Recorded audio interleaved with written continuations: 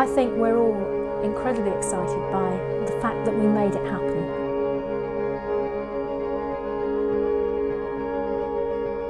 We've worked with 100 young people, all of whom have been inspired by this.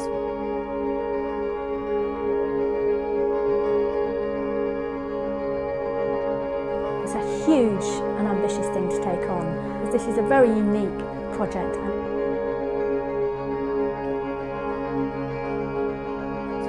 We've created poems which will be in situ for eternity, really.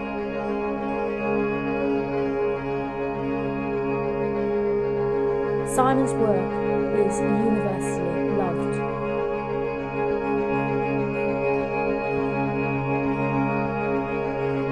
There's something quite primitive and exciting about that.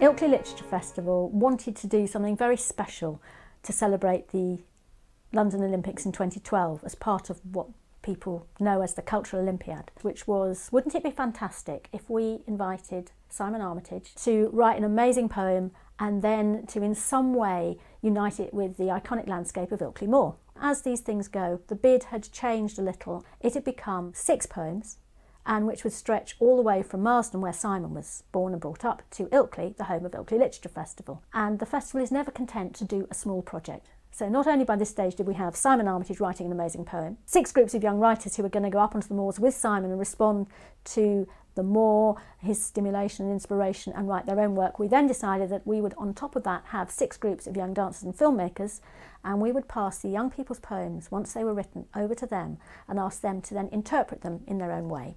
Part of the reason of bringing writers' groups together with other art forms, dance or film, was not only to reinterpret the poems into another art form, but also to introduce the writers to another art form. So we did have the writing squad working with dancers at Northern Contemporary Dance School and joining in with the dance pieces. Up here the wind batters, hunchback steady, withers my lips, cradles me skull cap cold. The wind wants my bones. There was a really good quote I heard the other day. Martin Carter, Caribbean poetry. So poets are like nuggets.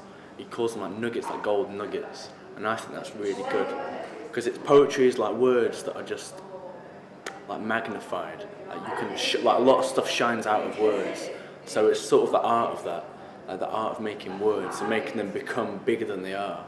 They become ideas. Like the poem I've just read of these dancers now that they're just like doing a whole dance out of, you sort of do it, you have different energy when you write as well, you know what I mean? You know, it sort of comes out in your body when you do it, but it's all up here. Why don't you just take a walk outside, live outside of the confines of the box, let your troubles stop, drop, step like you're stepping into a new zone, one unknown yet known. It's not something you experience you know, quite regularly or quite occasionally, being from where I'm from. I mean, I did it once in school, like, you know, way back when, but with Stanza Stores, we've now been up here, this is the 2nd time coming up here, and I mean, each time I love it because my life is, it's very much caught up in the day-to-day grind, and so coming to a group like this, you know, you see different walks of life, and you see that it's not just about that, it's about finding what you're passionate about, and I think going somewhere as isolated as the moors really helps you to do that. In some ways, when you look over the horizon and you'll see quite a big looming kind of grand hill, that is kind of awe-inspiring. I wouldn't say intimidating, but it's very kind of awe-inspiring. I'm fully in love. I've been looking for this for the last couple of weeks, so it's just been ideal. Now, if I'd known we were walking, I would have put the right gear on and I would be sitting up here for hours. Like a single tree embedded in a field, the wavy grass hangs around to help ease the loneliness it feels. It wasn't bleak. I wouldn't say it was bleak. I think it was more a different perspective. I like the fact that it was kind of bleak and a little bit damp and miserable today, because Yeah. nature isn't pristine, nature isn't clean and tidy, nature is raw. Bringing in a whole different group, and especially filmmakers who aren't necessarily like writers and they don't see things like writers. It'll be interesting to see their take on things, so I think interesting is probably the word I use for that. I really like the country. It's just nice to have hills and trees, and at the moment, because it's autumn, that's really nice. We've been collecting stock images and ideas and inspiration from Ilkley Moors, and it's sort of inspiration for later on. We've got to film a response to the poems that other people have written. Kind of research into their inspiration, because I mean, if you're interpreting their poem, then I guess the way you can kind of create a good interpretation is understanding what they were inspired by in the first place. So you kind of realise how broad an interpretation you can have on something like the Moors. The mystic ones whose answers will take your fear away. You destroyed the world and you knew it. Now you beg for retribution.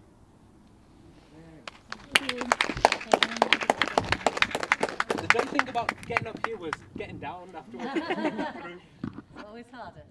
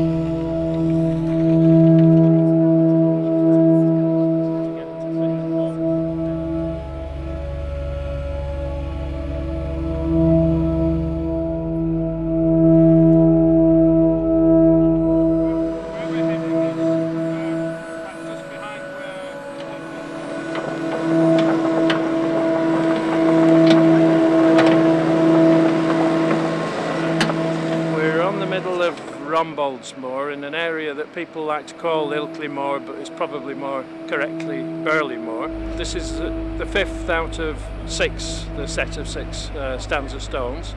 Each one we've tried to find a distinctive location peculiar to the character and the flavour of Simon's writing for that particular poem. What we were looking for was the wettest area of moor that we could find, because this poem is puddle.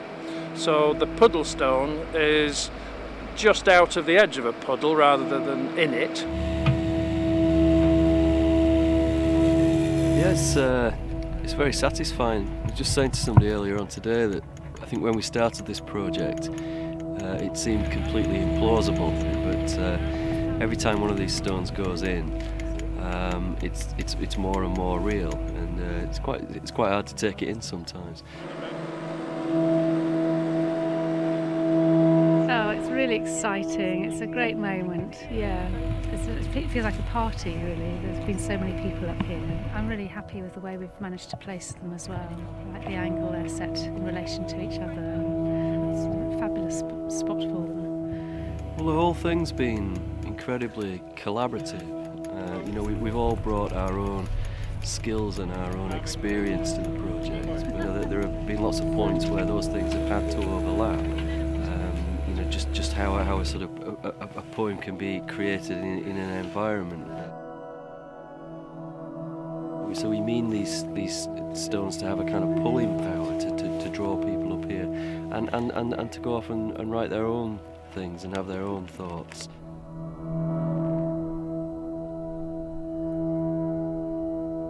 This one was odd today because it's the only one that's lying horizontally in the ground, and they do look like two gravestones, so I feel as if I've been at a sort of funeral service or something today. To be honest, I haven't actually thought that far ahead. It's not very far away. I sort of don't want to think about the end of it. It's been such fun.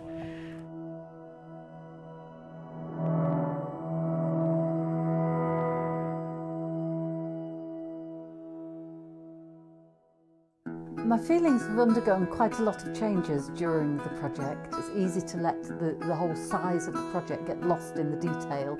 But once we started going up on the moors and seeing what it meant to the young people and seeing the poems carved into the stones there and thinking, these are here forever. And that is a real privilege to have been part of that. If I can get these trainers cleaned, then yes, I'm going back up.